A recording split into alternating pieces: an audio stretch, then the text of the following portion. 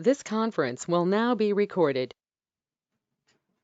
Welcome, everyone, to GreeningUSA's Green Bag Lunch on the East Adams Street Neighborhood Transformation Process. We are here today at the Liverpool Library in Liverpool, New York, and a big thanks and appreciation to their support of this event and allowing GreeningUSA to utilize their community room and their equipment to bring to all of you today here and in the room and on a remote GoToMeeting platform. The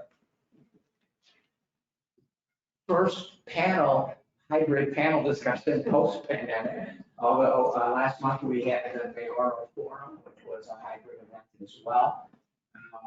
But today is our first go with panelists who are remote and a small audience here in the room. So thanks for being here for this pioneering venture.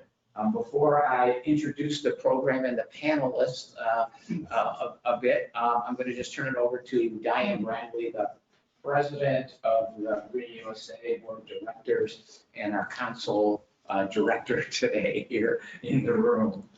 Diane. Hi, thank you and welcome, and thanks for taking time out of your really busy schedules. I'm very happy to have you here. GreeningUSA is a 501c3 nonprofit in New York State. We've been around since 2004. We have a group of incredibly dedicated volunteers who make all of this possible. Not one of us gets a penny for what we do. So we urge you to become a member if you believe that we are bringing value to our community. So thanks again, and back to John. Thanks, Diane. Well, before we start our presentation, it's typical for GreeningUSA to have the participants just make a brief mention of your name and maybe your affiliation as a way to introduce yourselves and to make this more intimate presentation. Let's start by going around the room. Who's in the room? The microphone should pick you up.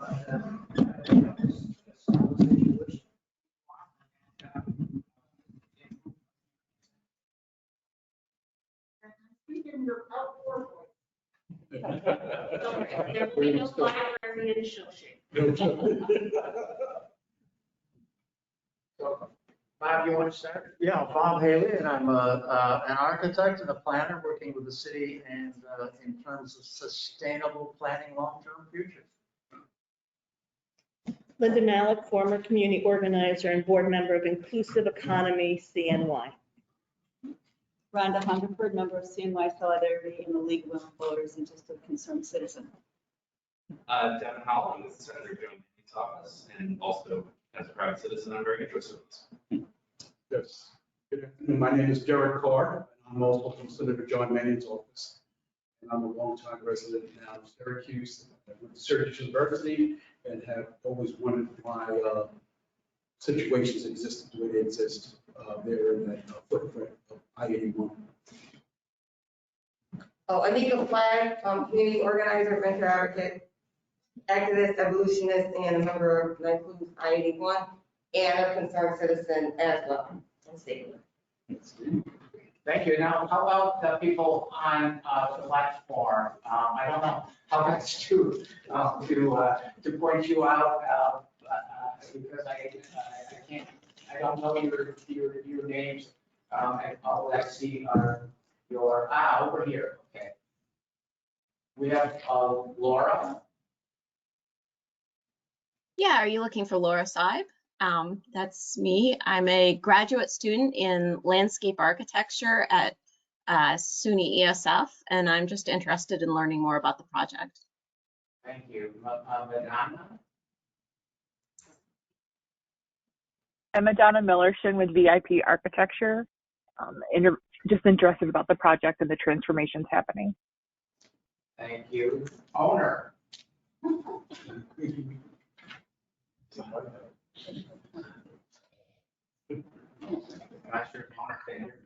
On my unmute. Or my unmute. Yeah, owner, you're muted if you want to mention your name. Is it possible for us to just get this started? Because there's an awful lot of folks that we're going to be going through this and we got to get off the line pretty soon. Yeah, let's just go quickly. Patty? Hi, I'm a community member and just interested in the project. Thank you. Peg? Hi, I'm an alum of SUNY ESF and just interested in the project. Great, thank you for being here. Gordon? I'm a student at New York University School of Law, and I'm just interested in the project. Sam? An engineer, just interested in the project. Sarah Bruce? Hi, I'm Sarah Bruce. I'm a project architect with Architect Team. Thank you.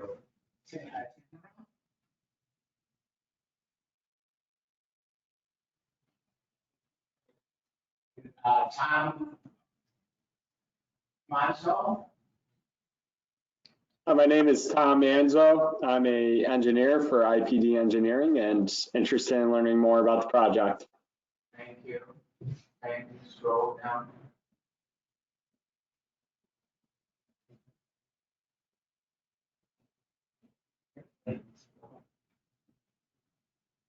Alex? Clement? Yep, this is Alex Clement, project architect with Architect Team here in Syracuse, interested in the project. Thank you. Ashley? Hi, Ashley King. I run the Stand newspaper. Thanks for being here, Ashley. Baxter? Hi, I'm Baxter. I'm a Syracuse University alum, currently in New York City, but just interested in the project. Great, thank you. Caller one, do you want to tell us who you are?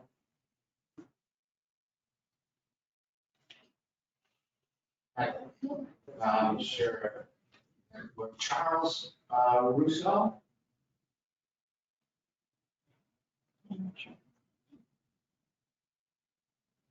Then we have Cheryl. Connor Rockhill. Hi, Connor Rockhill, Downtown Committee of Syracuse, interested in the project. Thanks for being here. Heather. Hi, Heather Schroeder, Director of Economic Development for the Downtown Committee. Thanks for having us. Being here, Heather. And Jessica Oken. Hi, I'm Jessica Lisi. I am the Communications and Office Manager for Focus Career Syracuse. And of course, I'm very interested in this project, especially because we also just coordinated with GreeningUSA last month for a forum. So happy to be here in support. Yeah, thanks. Josh Stack is here. Yeah, residential builder, energy, carbon, healthy, and resilient building consultant. I'm really interested to learn more about the project. Great, and I don't think we heard from Kevin.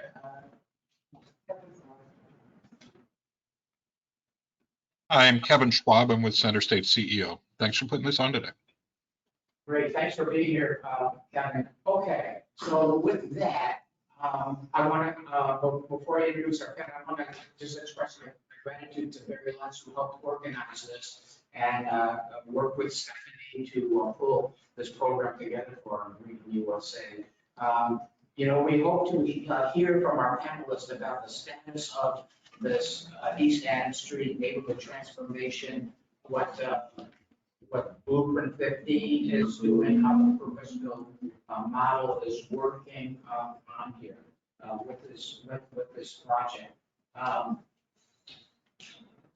Stephanie Beswell is the Director of Neighborhood Advancement at the Allen Family Foundation.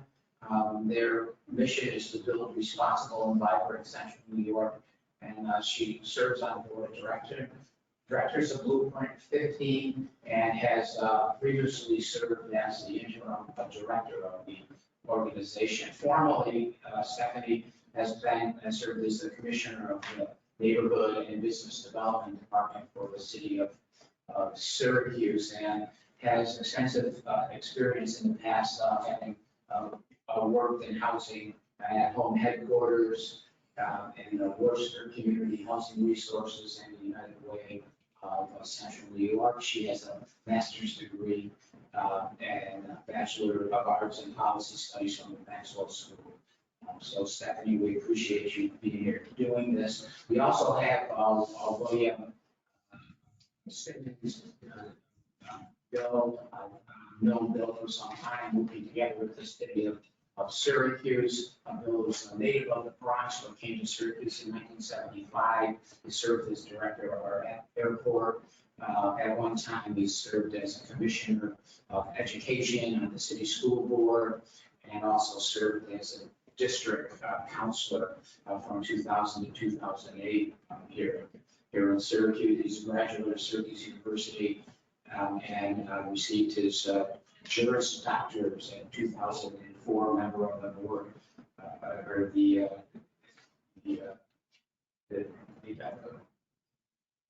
legal board, whatever that is. Bill, you can tell us that the name of the Bar Association, I should say, the member of the bar. And he currently serves as the executive director of the Syracuse Housing Authority.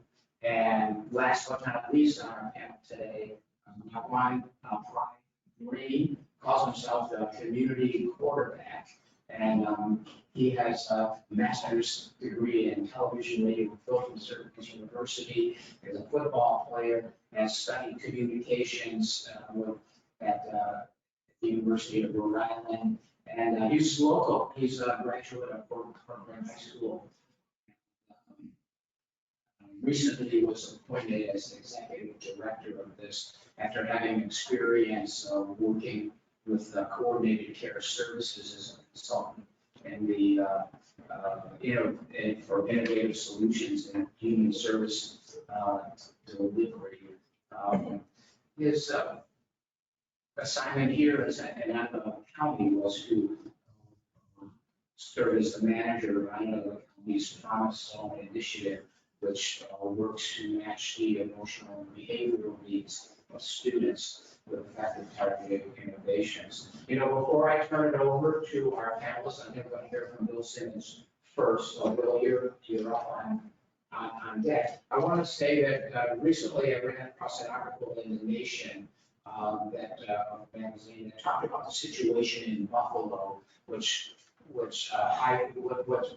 has some ramifications for the recent mayoral election there. And the writer of the article, Joan Wipajewski, talked with Denise Barr, who's a community advocate and head of the Fruit Belt Advisory Council there in Buffalo. And the author writes this after she talked with Barr a bit. She said that she writes that gentrification is an issue even for people who don't yet feel it's in.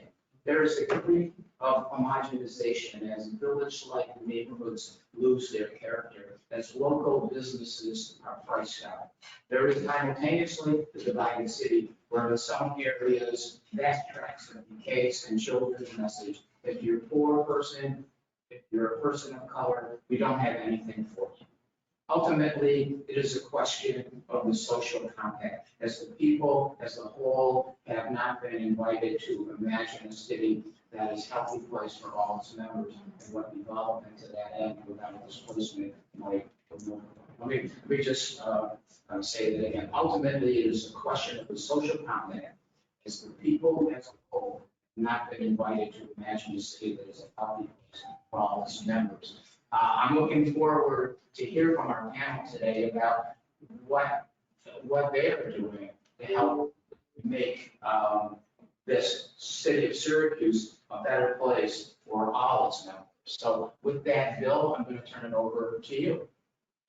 Good, yeah. Good afternoon, and thank you, GreeningUSA, for this invitation.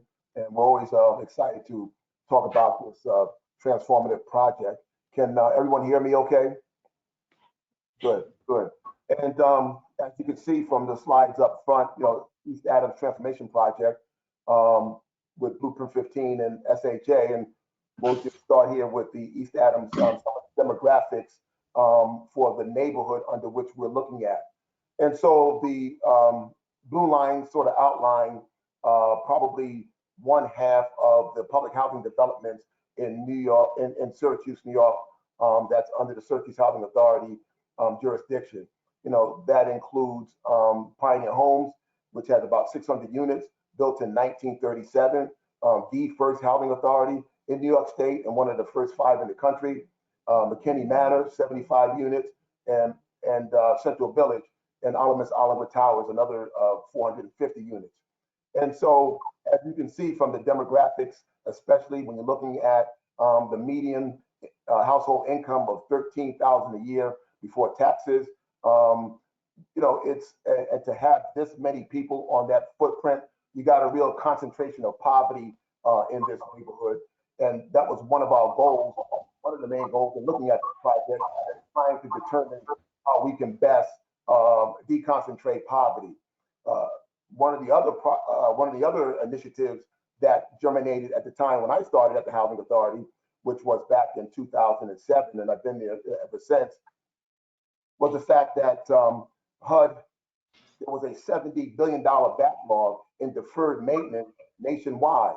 And the Department of Housing and Urban Development and the United States Congress really didn't have the public will to really address all of those needs. And as a result, the Department of Housing and Urban Development came up with this innovative plan that allowed housing authorities to reposition their properties by using mixed financing, using public dollars and private dollars, primarily in the form of tax credits, to address those backlogs and needs. You know, just to give you an example, here in Syracuse, we used to get $10 million a year to redevelop our properties, and another $5 million for youth services and security. Since I've been at the Syracuse Housing Authority, we've been receiving $2 to $3 million annually for housing preservation, and that really just amounts to trying to keep the tenants warm, keeping a good roof over their heads and windows, and keep the furnaces running. And so, we had this opportunity where HUD was allowing us to transform our properties, and this other public policy need of deconcentrating poverty, and while at the same time, this whole I-81 opportunity came up. If you don't mind switching the slide, thanks.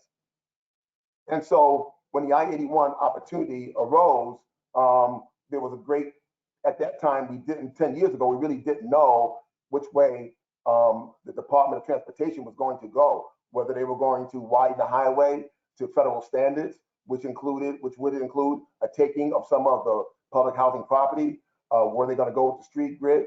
All those issues were really unknown some 10 years ago. And so I got an invitation from the Congress of New Urbanism, myself, Councilman Van Robinson, and some of you know Andy Maxwell, who's working in the minor administration. We got invited out to San Francisco to look at the Embarcadero area where that highway came down in, I think it was 1993, due to the earthquake. And the main purpose of the visit was pretty much to just demonstrate how a neighborhood can be transformed and that it can be life after an I-80, after the highway comes down. And so what we decided to do, given the fact that the highway was possibly going to be coming down, was trying to figure out how can we get some amenities and for the neighborhood, since there was going to be this major disruption. And we knew that eminent domain, if the federal government took the eminent domain approach, that was going to be tough.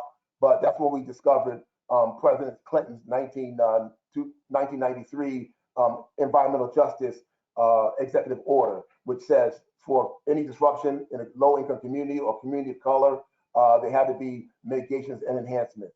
So back in 2016, we commissioned Gilmore and King to do a master plan study for this neighborhood. At the same time, we also commissioned the Bob Haley's group, that was the urban design, to come up with a design that could create a vision for people as to what it would look like if the grid, if the state went to a grid dynamic. And so what happened when we were done with the study was that from a 30,000 foot view, because you have this footprint that was at the hills of the University Hill, where there's 20,000 jobs, all the largest employers, you are close to downtown, and with the I-81 potentially coming down, you could really have mixed income housing in this neighborhood, reconnect the streets and get rid of the super blocks, make it a walkable and safer neighborhood, and put some other amenities in there as well. And so the concept that the Syracuse Housing Authority board wanted to adopt was, yeah, how can we go with mixed income housing that did not demolish the neighborhood and disperse the people? The concept that the Syracuse Housing Authority board embraced was, let's invest in this neighborhood and invite people in. And so, you know, from that standpoint, we knew that we were going to probably increase the density on the footprint, but we did have some vacant land to accomplish that goal. Next slide. And so after that plan took place, we commissioned, when Mayor Walsh got in, he wanted to make sure that in addition to investing in the bricks and mortar of the neighborhood, that we made a lot of investment in the people as well. We wanted to have a highly amenitized neighborhood that took a holistic approach to developing the neighborhood and the people. And we partnered with Blueprint 15, which took the model of the Purpose Built out of Atlanta, which has a three-pronged approach of high-performing neighborhood school, wellness community, and mixed income. So Blueprint 15 and SHA went to submission and get a national planner who was very familiar with doing these kinds of redevelopment. And we chose McCormick, Barron, and Salisa out of Pittsburgh. And we've now been engaged lately in the last year and a half in developing a master plan that puts a lot of more detail on the plan so that we can move forward, hopefully in the next month or so, with soliciting the necessary monies from the federal, state, and the private sector to bring the plan to fruition. So we're still in the closing stages of the master planning, but this is where we are so far. And as you can see in the slide here, it talks about master planning and all the steps, the pre-planning, the listening to the residents, the testing of the ideas to residents, and deciding, making some final decisions, which is pretty much where we are in between testing and deciding. And as I said earlier, seeking the funding.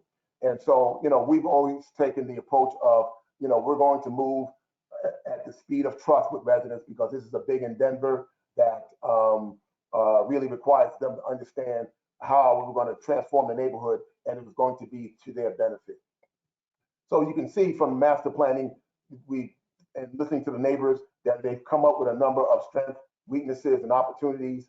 You know, people like the neighborhood because of its proximity to downtown, to the bus station hub, to all of the jobs and health services with the University Hill Group and Syracuse Community Health Center in that area. Some of the weaknesses was trash and litter and crime and traffic, and a number of people hanging in the community that didn't belong in that neighborhood. And then we just saw some opportunities, the community space, and they wanted to see a grocery store, because right now it's a food desert. They wanted to see more banks in the neighborhood, cameras and lighting, and more local businesses, and education support for kids. Some of the services that we lost at the Housing Authority some 10 years ago. And then next slide. You know, and we also knew that we had some strengths and weaknesses from the broader neighborhood. One of the challenges for developing the area, obviously, was I-81. And so it looks like we're moving in the right direction. We're getting rid of I-81 as an impediment for development. The other big problem was the Syracuse University steam station. Centrio has bought out the steam station, and they have plans to redevelop and modernize that steam station, spending north of $100 million. So that's going to fit into the neighborhood very, very well. And then, you know, the other two big impediments are the National Grid power station and the rail line that runs through the neighborhood, with 2 rail trips a day. But we feel that things are moving in the right direction, and so we're building upon our strengths in terms of location and all the amenities in the neighborhood, working through the weaknesses, and everybody seeing the opportunities. And one of the bigger opportunities is also looking at all of the amenities that exist in the neighborhood. In addition to the Syracuse University Health Center, you have the EOC Center, you have all the activity taking place right on Salina Street with JMH coming in there. And so that area is going to be developing as well. So people are feeling very, very good about this opportunity. And we just want to make sure that, we do it right, and we have all the partners that we need necessary to make this really a world-class neighborhood. Next slide. And so in master planning, we've broken it down so far to 3 parts. The first part we were going to do over at McKinney Manor. McKinney Manor was built about 26 years ago, named after Judge Langston McKinney. There are 75 units there in 3 nodes of 25 each. We thought that would be the best place to start for 2 reasons. First, it was the area closest to downtown and we would be very, very attractive to mixed income housing. But we also wanted to start there because it's the furthest area from I-81. And at that time, I-81 was still kind of a wild card as to when it was going to start. So we didn't want to be in the middle of our project when I-81 was in the middle of theirs. Part 2 deals with the area closest to I-81. I think in recent weeks, we started to get a better idea of the time frame in terms of when they're going to start tearing down the viaduct. When you talk to the DOT, they're talking about 3 years from now. I'm sure, I know there's a lot of play in that schedule, but at least we have a time frame, especially when we get that record of decision, which we all hope come very, very soon in early 2022.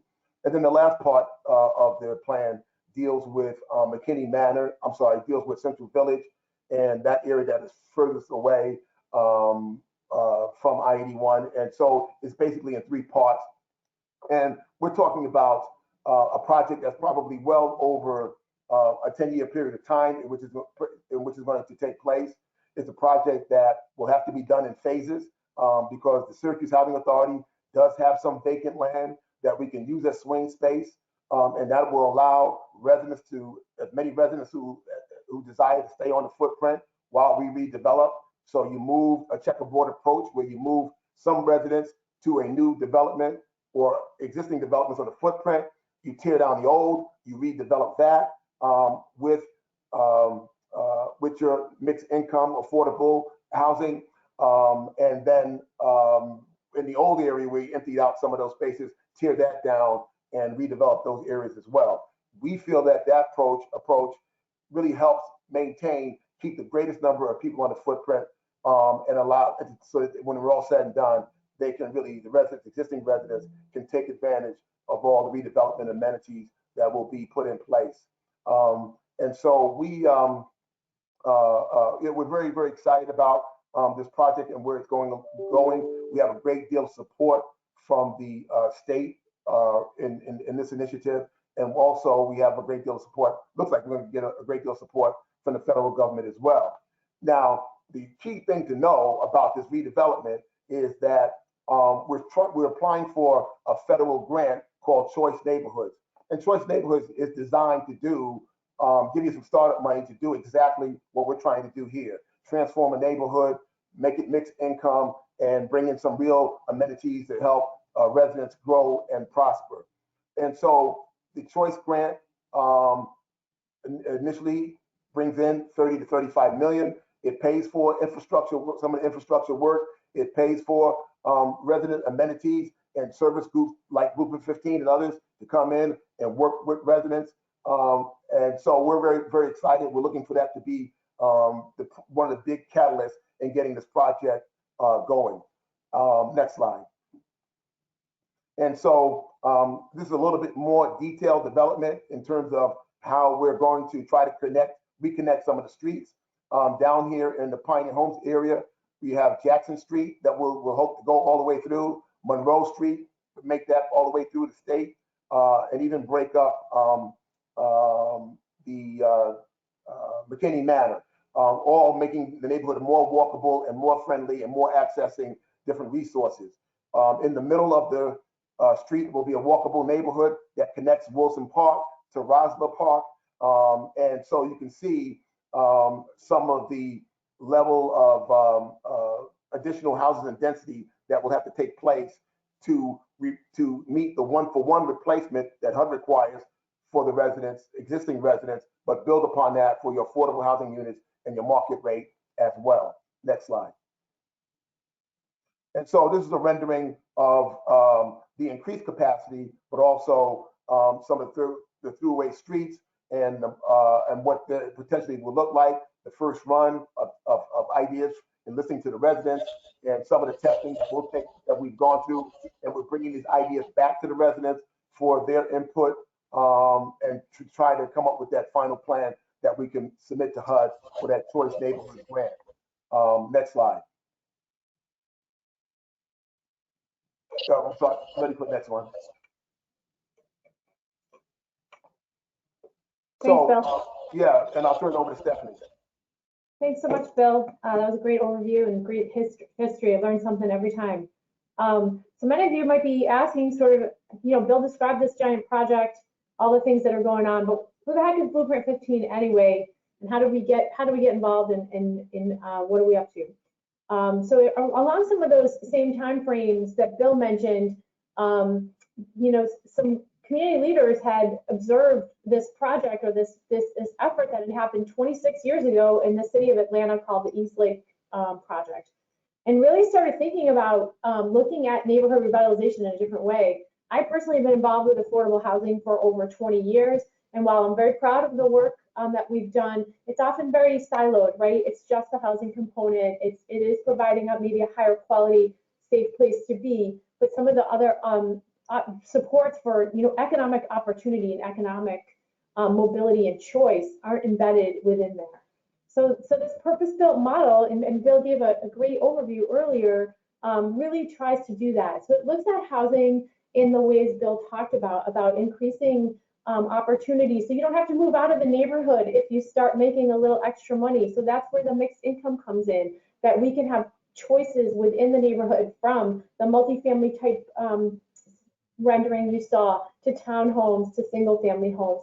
That is, as your income or your life circumstances change, that there's different opportunities for you to stay in the neighborhood. So having a defined neighborhood, Bill talked about, certainly there's a focus on that geography where Syracuse Housing Authority's property is. Blueprint's territory actually goes farther south than that, all the way down to Colvin Street. So we're really trying to get to know the needs of residents both within this, exact footprint, as well as properties along that southern portion from Dr. King Boulevard all the way down to Colvin. So we're from East Adams down to Colvin and Salina over to Almond or I-81 in terms of our geography. So that's our defined neighborhood. Bill mentioned that the other two components of this effort, and that they're all equally important to advance at the same time to help kids and families reach their best potential, whatever that means for them. So having this cradle to college educational pipeline is key. Having a best-in-class opportunity from age 0 all the way through college that can be had right in the neighborhood. So early learning and providing, incredible opportunities for children from age 0 to 5 is a real focus for the purpose-built communities model, and it's one we've been working on, in addition to helping support Dr. King Elementary School right in the neighborhood so that they can offer the best curriculum and instruction possible there. And then community wellness incorporates health and wellness as defined by the residents. And I know we kind of went quickly over some of the strengths and opportunities, but residents have spoken loud and clear about wanting year-round wellness access and wanting stuff for kids to do after school, particularly in the winter and other seasons, and that there's support available from not just physical health and wellness, but mental health and wellness right in. So what the heck, why do we need this organization, this little thing in the middle here that says community quarterback? Well, here's what we've all signed on to that are involved with this project. This model means the buck stops here, that there's a single sort of entity that's taking on, not just promising, these beautiful amenities or promising this transformation, but that we're all working together in aligned ways to make that happen and to make it happen at the same time. So it's not 20 years from now, we finally get an early learning center, or 20 years from now, we get a health and wellness center. That we really work together in partnership with the Housing Authority and with the master developer, that these other neighborhood amenities are made available to residents in this footprint. So that's one of our key tenets, is listening and centering residents in their voice in everything that we do. We're charged with figuring out sustainable funding. It's one thing to build some stuff, it's another to operate it. We don't want to just build a beautiful facility where there's after school help, but that there's actually humans there that help with after school help, or staff an early learning center, or staff some of these other amenities that we're planning for the neighborhood. So that's part of our job, is to ensure that that there is a stream of funding available for that. If we want to be part of this purpose-built network, and I'll tell you what that means in a minute, you had to be newly formed and single purpose. It couldn't be an add-on for some other organization, sort of an extra thing to do. They really require that there's a nonprofit entity that is sort of, if you picture a wagon wheel, we're kind of at the center, and each spoke is a tool or an initiative or a development that we bridge and braid together to achieve really positive long-term and sustainable outcomes. Our job is sometimes, I don't know if Phil would agree with this, we're needles. We are trying to make sure it's nothing less than the best, that all of the efforts we talk about ensure that they're high quality, that they've hopefully been tested in another community to work. We want to learn the good things from what other communities have done and learn from lessons that aren't the good things, to make sure that as we advance this work, we're putting best practices in place that work for Syracuse and that are specific to the needs and the desires of the residents of the neighborhood. Everything we do, as we talked about, is centered around the people in our neighborhood. And Raquan's going to talk about just some amazing work that he and the team are doing around resident engagement and building leadership and trust. But really, that's what we talk about and do, is to center people in the neighborhood. And all of these things, we don't want things to work in silos, as I mentioned. We want to make sure that these things we talk about are connected and coordinated, so the right hand and the left hand know what's going on, from making sure we're on top of any policy initiatives or any funds that are available from any federal, state, or local source that we can, to continuing to cultivate and bring new partners that come from the ground up from the community to the table. So in the purpose-built network, I know some people think, what's the big deal? Why do you care to be part of this network? First of all, we're the first organization in New York State to join the network. We were at the 25th of 28, so there's a lot of lessons learned behind us in different municipalities all over the country. But really being part of this, I just want to make it really clear, purpose-built communities, their headquarters is in Atlanta. They are a pro bono, 100% free service. They were endowed to provide technical assistance and access to funding to network members. So that's why we worked really hard to become a network member. They've provided us with hundreds of hours of technical assistance, training for staff, opportunities to network. So our Neighborhood Navigator program is designed after a Neighborhood Navigator program in Spartanburg. How did they do it? How do you pay people? How do we raise money for it? They give us constant tools, so we don't have to recreate the wheel as this effort unfolds. So that's been an invaluable part of this process, is being able to talk to our peers in other communities, to be able to work through any issues or problems we're having in navigating resources, because they've all done it before. So being part of the network has been really important for us, but in that respect, in terms of technical assistance and access to funding. But really, what I think it's provided our team with is that grassroots network across the country of people we can talk to implement some of the things that you saw on the desires list. So for example, in Atlanta, the East Lake, another neighborhood, they heard loud and clear residents want a grocery store. They could not find a vendor to do the grocery store. And about a month ago, 60 Minutes did a story on this group because the residents said, fine, we're going to figure out how to open our own grocery store. And it took 5 years, but they did it. And so there's different pathways to all these goals, and we're just trying to serve as that central sort of accountable entity to move that forward. So I'm going to hand it over to Raekwon, but I just want to say Raekwon started with us in August. He's phenomenal, and we're so glad he joined and thrilled he joined the team. And Raekwon, why don't you tell us what Blueprint's up to now? Okay, so Blueprint is up to a lot of things, and it all wouldn't fit on this screen, and we wouldn't have enough time to go over it anyway.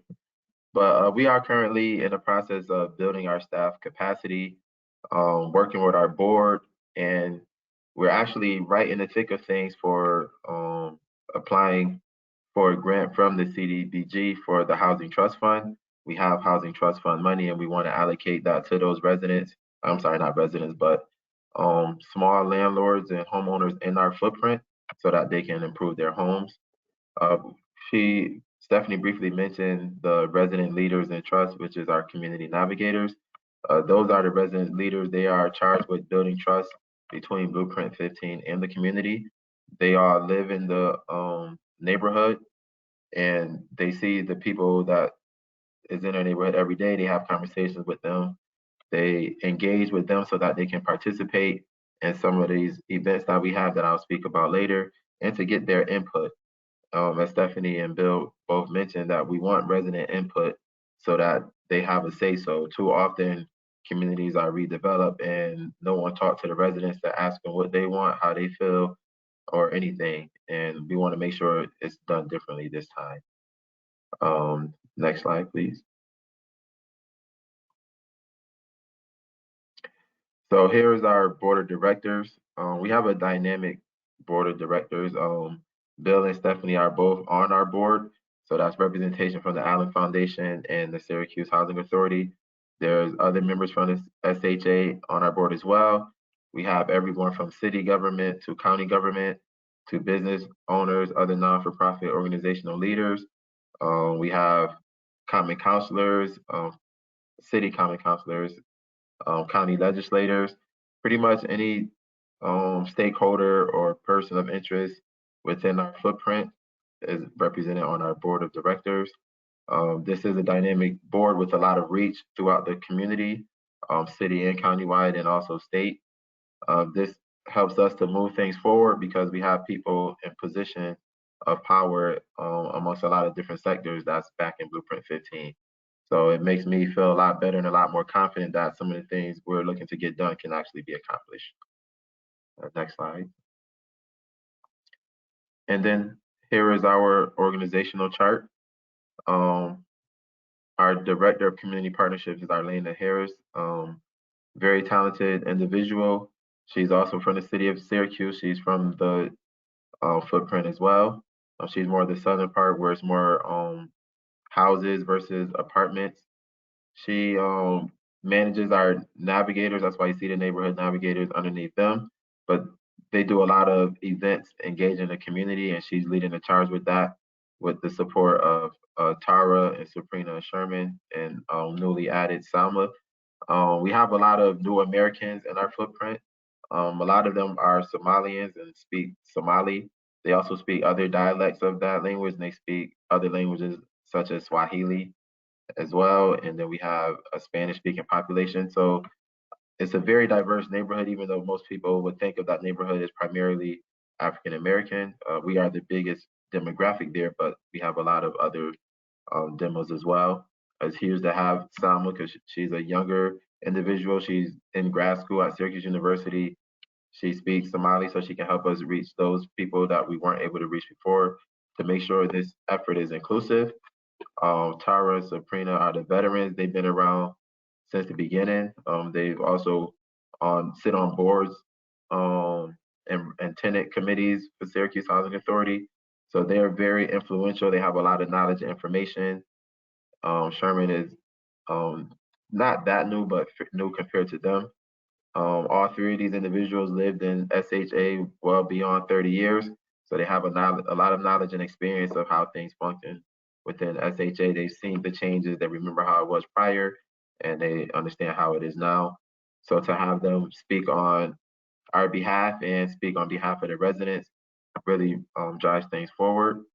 Our community development coordinator, Stacy, does a lot of our data collection. When we get that information from the residents, she does a lot of data collection with that. She also has done a lot of data collection in terms of surveying the properties in our footprint, primarily the southern part where the houses are, to see which houses need minimum repair to extensive repair. She'll be working closely with myself and some of the navigators on how we allocate the housing trust fund, putting together applications and making it a less extensive process so that these landlords and homeowners are encouraged to take advantage of these funds. There's a lot of times where the fundings come and it seems to be so burdensome that we're left trying to figure out why the money is not spent and why people aren't taking advantage of these opportunities. Stephanie Pasquale is our executive on loan. We also have another executive on loan, Susan Fertney from Upstate. They are very instrumental in helping the leadership team make decisions and come up with different ideas and solutions for some of the issues that's currently happening, as well as things that come in the future. We outsource and contract our professional services, as you can see right there. We have a lot of subcommittees that include board members, Blueprint 15 staff, and community members who are just legitimately interested in helping move this project forward. Next slide, please. So our neighborhood navigator program and resident engagement program, which I just spoke on earlier. To the right, you see a picture of Sabrina and Tara, who I just spoke about, and then Stacy, who does a lot of our data collecting. So we have many different ways of collecting data, from table events to door-to-door outreach. At that point when this was created, we connected with over 500 families. We are well above that now. The best thing about this is we get the opportunity to really feel the pulse of the community and report back out to Bill and his staff and other stakeholders who are in the thick of things with us. We want to ensure that everyone is heard as best to our ability. And the reality is you can't reach every individual, but we would like to reach the majority so that we have a good sense of what our people are actually looking for. We want to be able to do things like connect the community to workforce development and financial empowerment sessions. We have done lunch with the lawyer sessions, and we're still actively doing that. We have had sessions with home headquarters to encourage home ownership and give them the information necessary so that they can make a decision if they want to be homeowners or not. And being a homeowner doesn't mean you have to leave our footprint, because like I said before, we have homes in our footprint. Some are vacant, some are even being renovated, and some are being built from the ground. So there's a lot of opportunities for the people in our footprint to become homeowners right out of SHA or wherever they currently live in the footprint. A lot of people think of SHA, especially in that area in particular, as low income housing, which there's a lot of low income families there, but it's actually mixed income already. The percentages is not all balanced out, but we have plenty of people in our footprint who live in SHA that can afford to own a home, but haven't really been encouraged or confident enough to pursue that opportunity.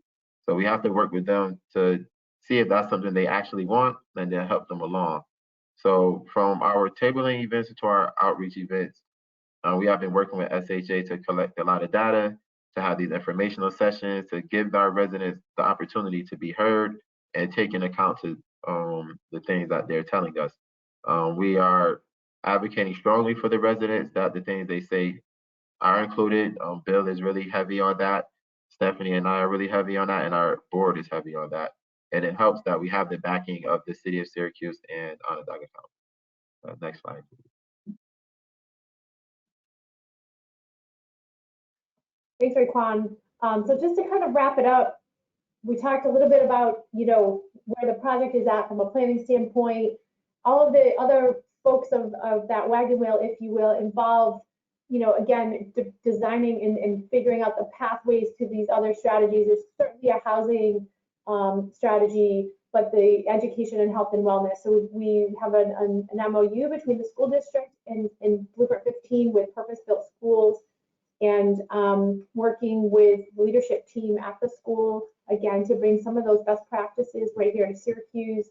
We're working to build out our early learning and childcare strategy to make sure not just we produce this, these services, that they're actually wanted by the residents, and that they're, offered hours and days in a way that make the most sense for them. Coordinating with our healthcare anchor institutions, the YMCA and others to develop a comprehensive health and wellness approach. And we want to establish baseline metrics for all these areas. How are we going to know we're successful over time? What does that look like, and how do we see that there's progress being made for families? And then over the next year, we're looking for early wins. For example, looking at the ability to provide neighborhood-wide broadband, just as an example, not waiting for all the housing to be built for it. How do we connect residents throughout this sort of large neighborhood footprint with an amenity like that to say, like, this is the kind of stuff we're trying to bring to this neighborhood, so hang in there with us. So that's the end of our formal presentation. John, I'll leave it to you to direct the next part.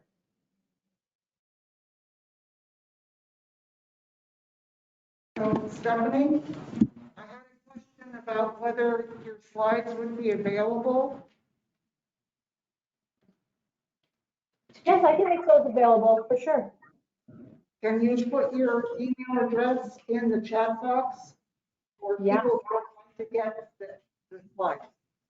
And also, please know that we are recording this session and we will post it on GreeningUSA's YouTube channel.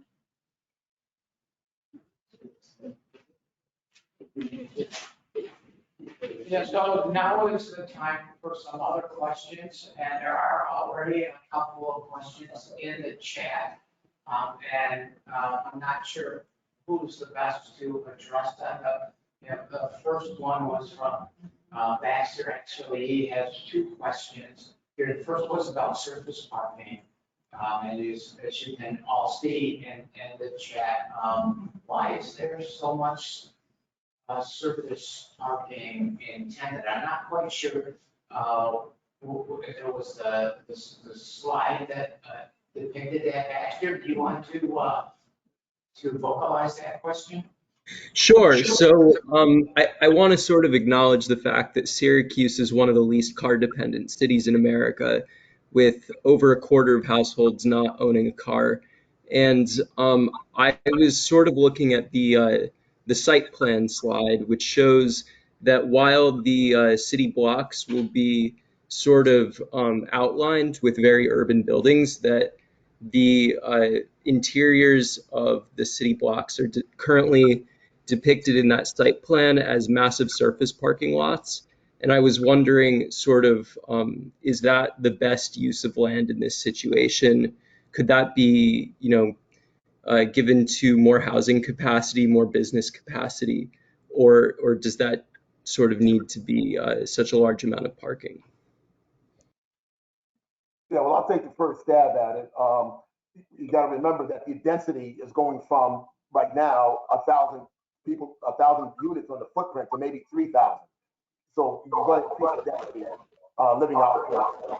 But as you increase the density, market rate, some of these individuals will have cars. And so, this is all based on market studies that are done as we build out these programs and find financing for these opportunities. But yeah, you're going to really almost triple the density on the footprint, and you got to have adequate parking, which is outlined by zoning and all of the other appropriate authorities in Syracuse. Thanks, Bill. I'll just add to that that the drawings you saw today, are from the summer, and we're still working through that next phase. And that was brought up by this, the city planners Bill mentioned in zoning. And it's, the designers at the time were reflecting our existing zoning ordinance, which, as you all probably know, is going to change dramatically under rezone, which will really reduce those parking requirements. So I know we've been talking with the city planning office and SOCPA a lot about getting the reduction. For example, in the old days, right, it was 1-to-1, getting it down maybe even below 30%.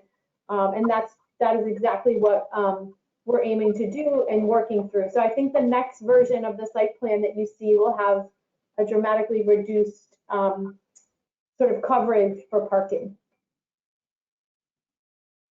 Thank you. Baxter, I see that you have another question about the logistics of this development process. Do you want to speak to that?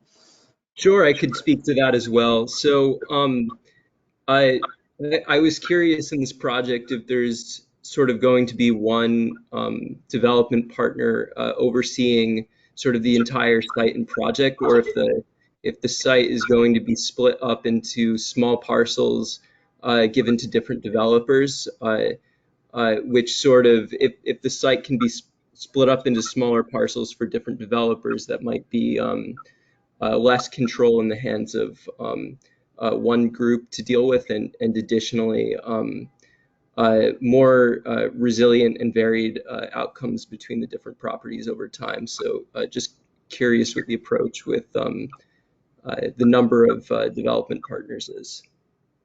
So we've entered into agreement with McCormick, Barron, and Salsa, who's done a number of these transformative developments throughout the country, probably 14 of them most recently.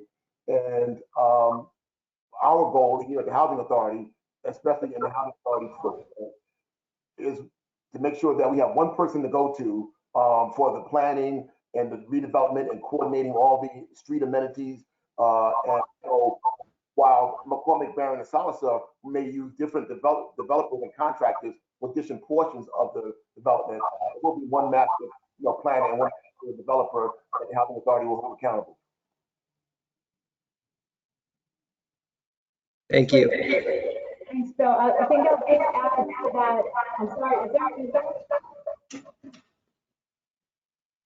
Sorry, see if I can fix that. I'll also add that part of our role, Blueprint 15's role, like SHA has a job to do. They have property they own. They have land that they own. I look at it all the time back here.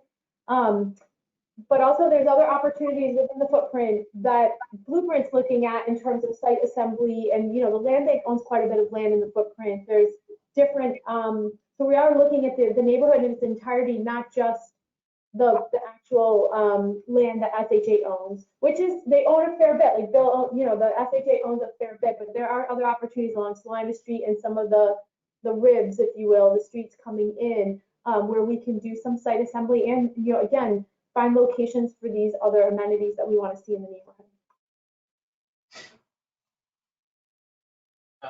Thanks, Bethany. I have a question. Yeah, we have some questions in the room, so I'm sure.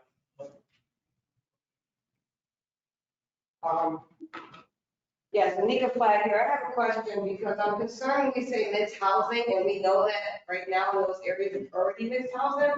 I want to make sure or be reassured that the face of this development will not change. Of course, we have a lot of BIPOC, which I hate to use that term, but mostly Black and brown and Latino individuals in this area, with Native individuals as well. My concern is I don't want it to look like downtown is looking, because downtown is supposed to be affordable housing. And I don't believe for a one-bedroom apartment is like 1,900 is affordable to a lot of the residents, especially those that have lived in housing for a number of years, 20 plus years. It's not going to be, do you know what I mean? It's not beneficial economically, etc. And then I also want to just make sure I give a definition of the word poor. People are not looking at it as just income. That can mean social, economical, that can be mental, spiritual, etc. I just want to make sure we're not just putting a term on individuals without expressing or explaining what that term also is and how to encompass it in totality for an individual. Yeah, so good point. And I think that when you talk about market rate, well, primarily, as I mentioned earlier, we're dealing with properties that are currently owned by HUD, and they require a one-for-one replacement as you do these developments.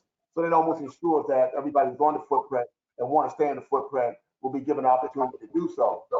When we start talking about mixed income, it doesn't always mean black and white. Mixed income is to be all, people of color. It doesn't matter. This also gives the people who might be in affordable or low income, as they make improvements in their life economically, they can stay on the footprint, not in market. So the point is well taken.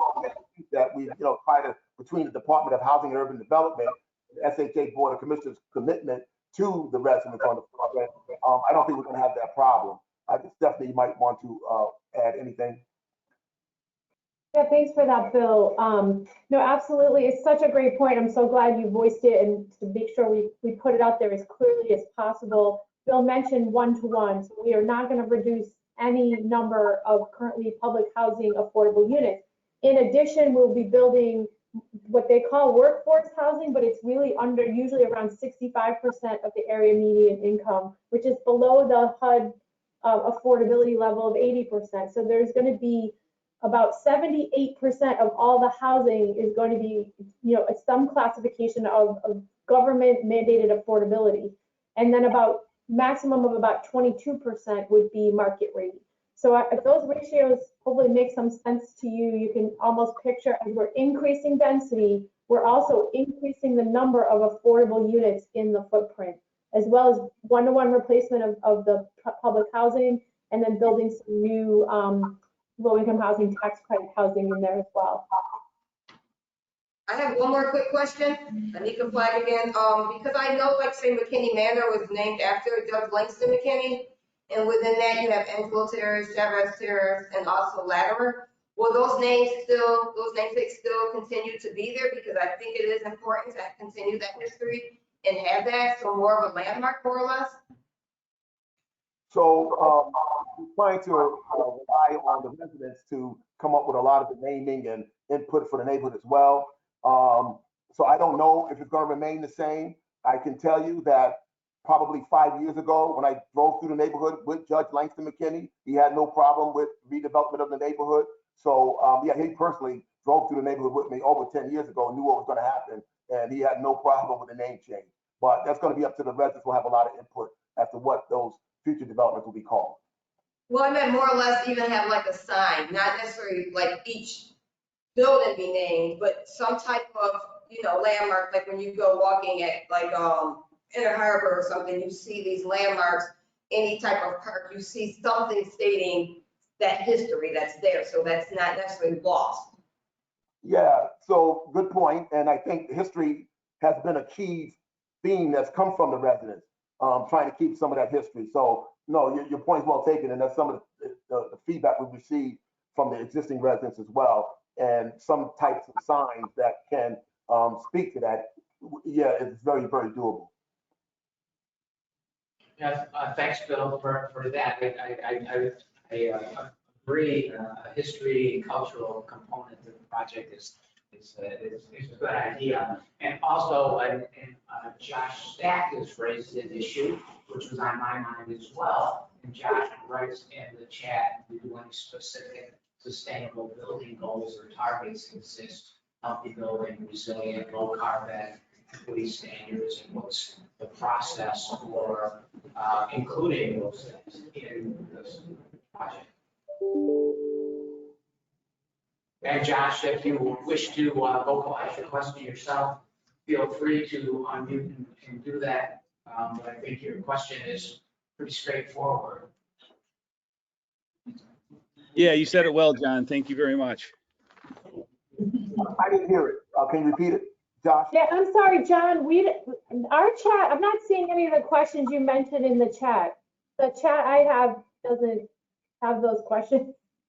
Yeah, so if Josh can repeat that last question that you just mentioned, that'd be great.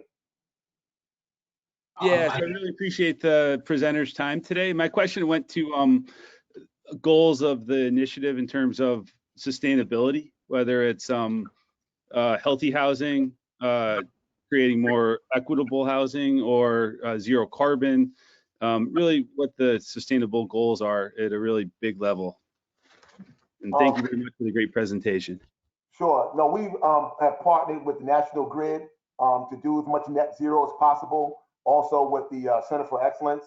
And even New York State has a new program that reduces carbon footprint in housing and indoor air quality, as it relates to furnaces and air conditioning. And so, yeah, we'll be looking at all those initiatives, and we have all those key partners involved as we go forward with, because you got to not only, I think there's going to be a lot of greening in this project because of all the initiatives and requirements of New York State and having the Center for Excellence and National Grid as key partners.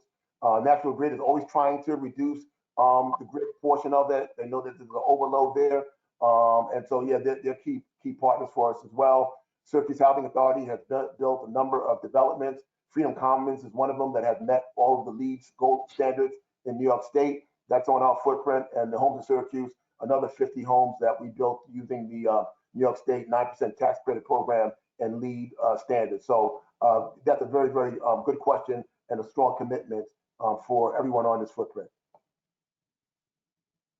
I have a question, if I could, if that's okay. My name's Bob Haley, and I'm a member of GreeningUSA, and certainly been watching the history of this housing for many, many years, having lived in Syracuse all my life. It is on sustainability, and it is not just on the mechanics or the architecture of sustainability, but about the nature of community sustainability. My question, therefore, would be to your design team.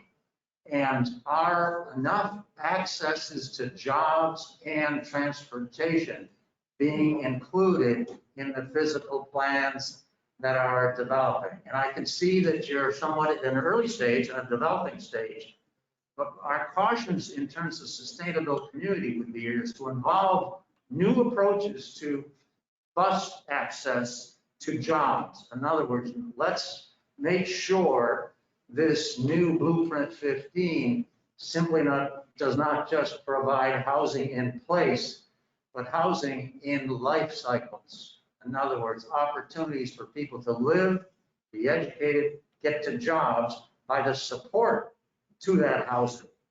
So it's about sustainable communities being involved in the problem identification, not just physical buildings and property lines. Thank you for your presentation.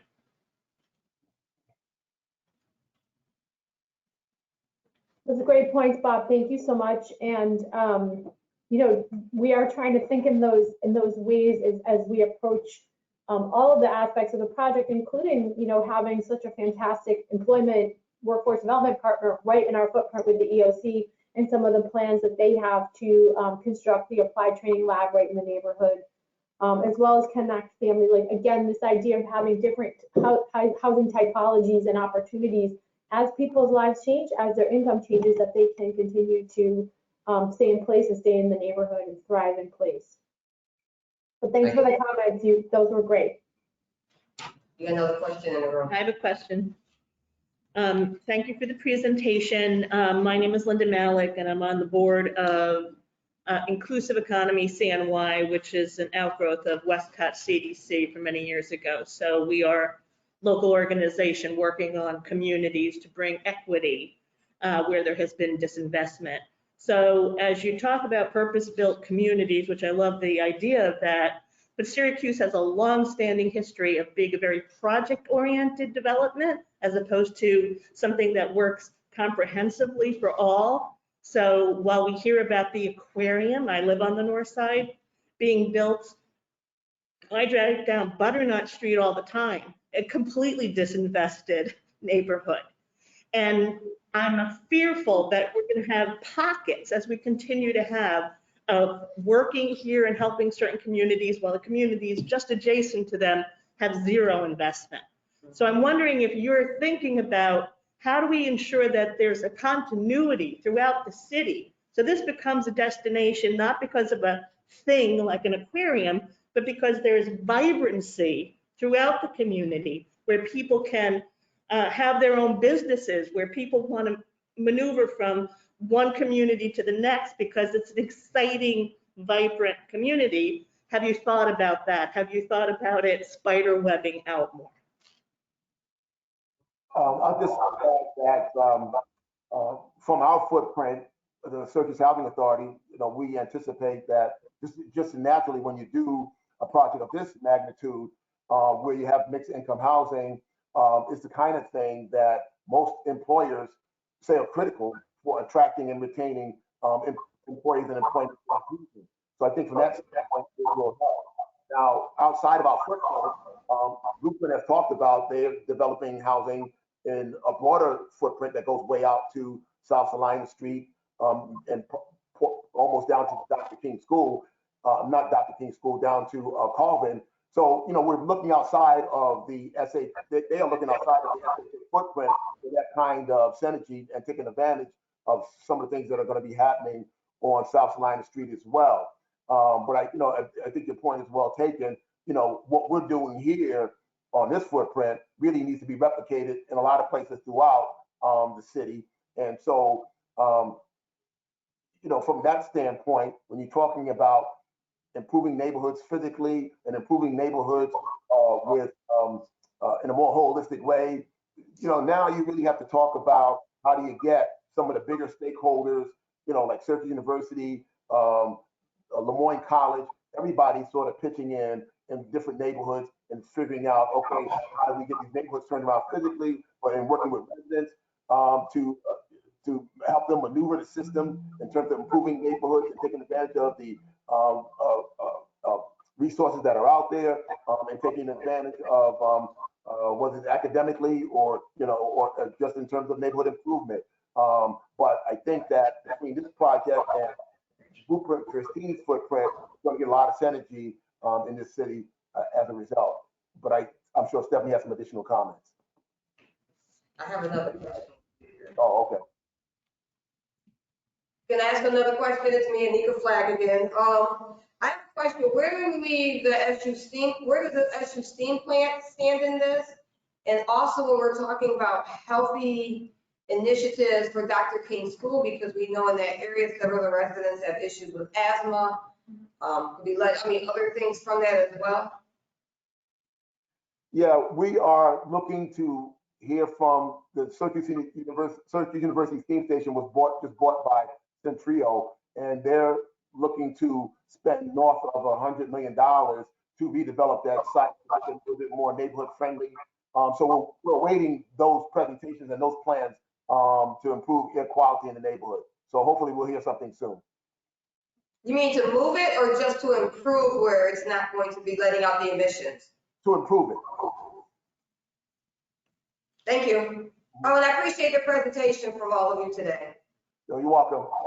Thank you, Anita. And if I could just add, some of the components to the new housing are to address air quality in a big way, having way higher quality airflow, circulation, and HVAC, or, you know, heating and cooling in the building, so that residents have a much higher air quality of life right in their own built environment. So thanks for bringing that up. You're absolutely correct.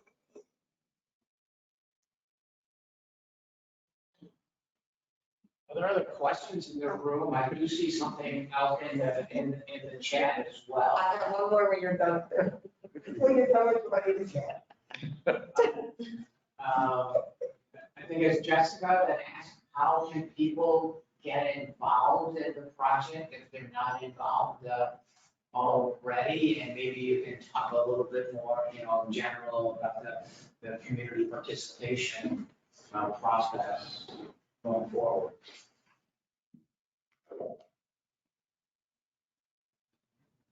Well, I know that you know, we spent a lot of time and energy trying to ensure that the greatest number of residents who live in the footprint get an opportunity to have some say. And again, speak for Stephanie, but I know that the structure of Blueprint 15 is pretty much designed with that extensive board to get input and support to that community as well. Whether it is opportunities for individuals who might want to contribute their expertise and knowledge in the plan and footprint, I think there's ways for us to figure that out, how that input can get involved while we're going through the planning and getting some information. What that mechanism would look like, I don't know, but there's got to be a way for some of the experts in architecture and in planning and engineering and air quality to weigh in and have some input as we move forward. I had another question following that theme. Bob Haley again. Bill, it's kind of and Stephanie and certainly Juan, impact of I-81 and the current status where DOT is about to give us a recommendation in January for the final plan. But my point here is that do you feel there's anything the community can do, our community, our people, to support your planning in terms of the DOT's project? We know the DOT is likely to conclude on the community grid option, which is about safety. And I appreciate Stephanie's comment and emphasis on air quality, because that's what affects neighbors, children, affects all of us. But it's certainly a major impact on the residents of that area. So is there anything in terms of the environmental quality, clean air, and the safety of the people that our community could support your project with regarding negotiating with DOT? Well, yeah, I think that, you know, in the public comment period, Syracuse Housing Authority submitted some comments that wanting to protect the residents who live closest to I-81. So, for example, we have 300 units of senior and disabled housing in Toomey Abbott Towers, and then we have another approximately 500 families who live adjacent to I-81. And so, over the past 10 years, we found that the majority residents who live in Toomey Abbott Towers want to stay in place.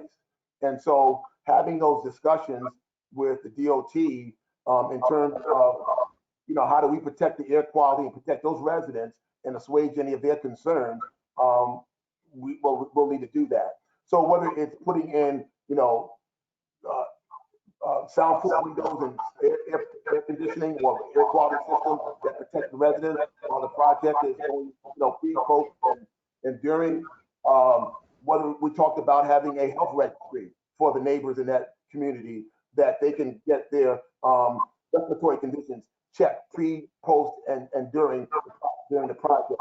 A lot of the residents feel that there's more than one way to check the air and noise quality. The DOT, state DOT, has not given us a lot of details as to how they're going to monitor that. They said it would be a site where they would be monitoring the air and noise, but we want more than one site for more than one person to check. Those are some of the things that we're advocating for. And we're also, you know, having surveyed some of the residents, even in private home and family units, there are some residents that want to stay in place. There are some residents who want to take voucher permanent.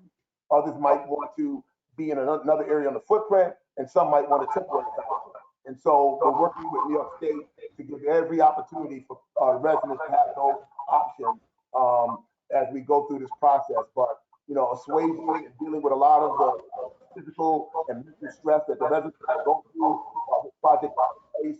We've been working, Syracuse Housing Authority has been working with upstate cardiology team to put together a plan that we think the federal state government can fund during, before, and after the demolition of the I-81 bridge. Thank you. One more last question. Yeah, thanks, Bill. Yeah, we have another question in the room. There are two up on the chat also that, and I think Heather's question has been up there for a few minutes, so maybe we could address that. We are getting close to our appointed hour of that we'd like to wind up by, but Heather asked the question about retail and service gaps that might exist in the area and opportunities for things such as a new YMCA or a national brand grocery store and some of the vacant property. So what's going on in terms of other than housing development? Yeah, I'll dive in on that, Bill and Raekwon, but feel free to jump in. Great points. All of these things are sort of under consideration and looking at sort of both where's the marketplace for where that could have the best potential for success, and also what's available, what can we garner site control for, and which amenities. We know we can't do them all at once, so of the priorities that we've talked about and then more that the residents have shared with us, how do we prioritize that list and advance the ones that will be most impactful quickest? So for example, when we talk about an early learning center, we've seen really beautiful ones that are within an entity like the YMCA and that are really well run. And so they don't have to be mutually exclusive. So we're really looking at the components of health and wellness and the education pillar to figure out which ones we could do first, as well as we have this, the inventory of what grants, loans, and technical assistance is already available for business owners or potential business owners, particularly smaller business owners. And Raekwon and the team have been, making sure people feel connected to that. If they have an idea, how do we make that go forward?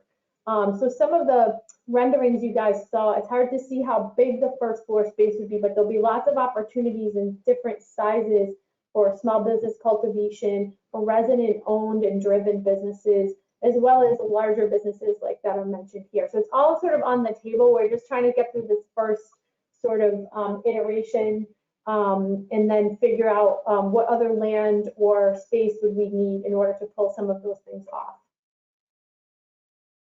Question, Okay, so we have one question there, Ruben, and there's one more there. there's two. One of them was about Toomey Abbott, because I know there's a lot of elders and differently able folks that are in that building, and there's been talk as far as she building out versus them building up. So that's a concern about those residents in that building.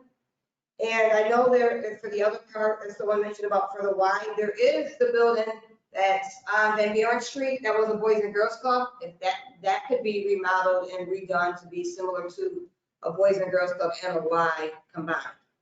So that's two parts, A and B. Again, with the residents at Toomey Abbott Towers, most of those residents do not want to move. They love where they live for the location, the quality of life in those buildings. And so we're going to do everything we can to protect the indoor air quality for them and make sure they have the access to roads to get in and out during this process, and make sure that in working with Upstate, there are doctors on site in that building to deal with the physical and mental health of residents through this process.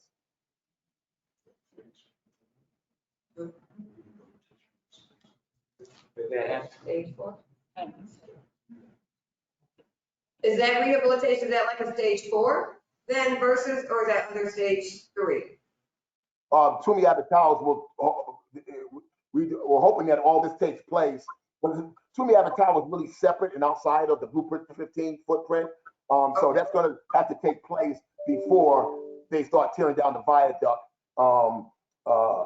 which is 2 to 3 years out. So it's going to have to take place before. Okay, thank you.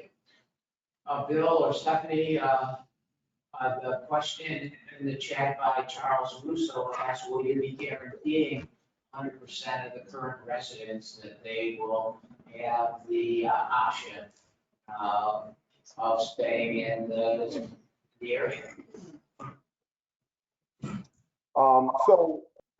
Again, this is public housing. And so when you redevelop and reposition your property, HUD requires that it's 1-for-1 replacement.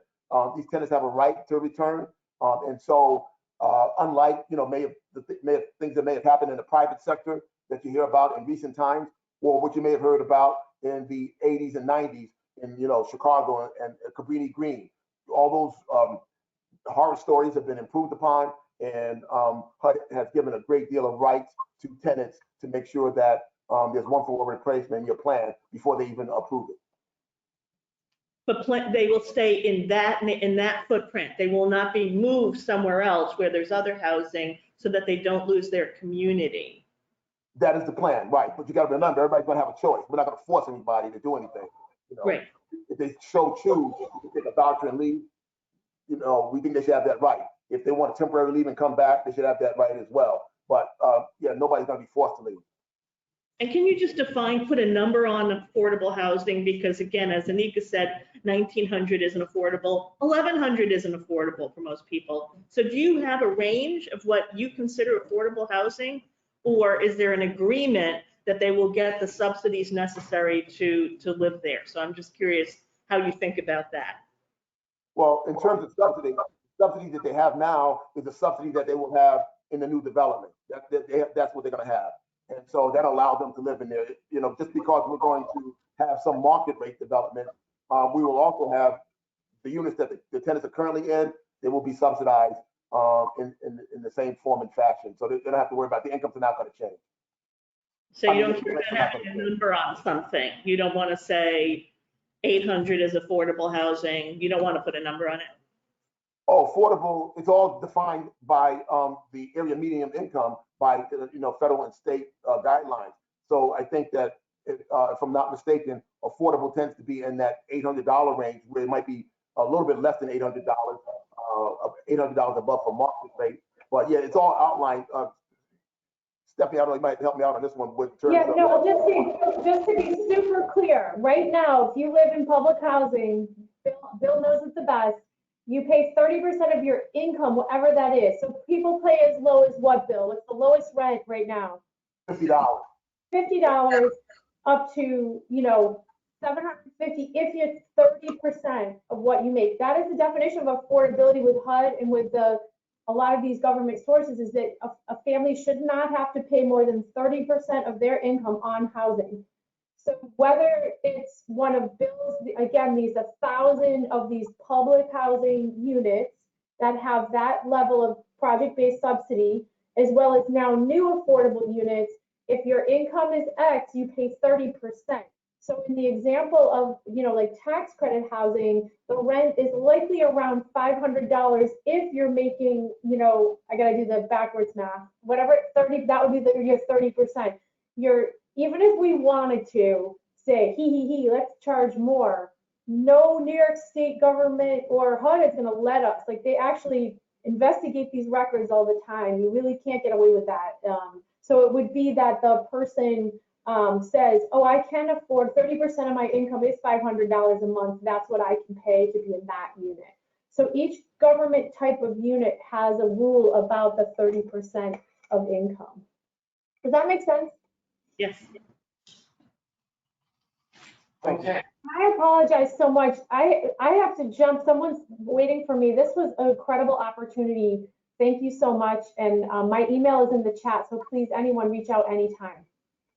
Yeah, I want to thank everyone for being here, our panelists, for giving us your time today. It's been a great discussion. I hope you will keep us informed in the future as the project progresses. And thanks everyone for attending today. We appreciate your good questions. With that,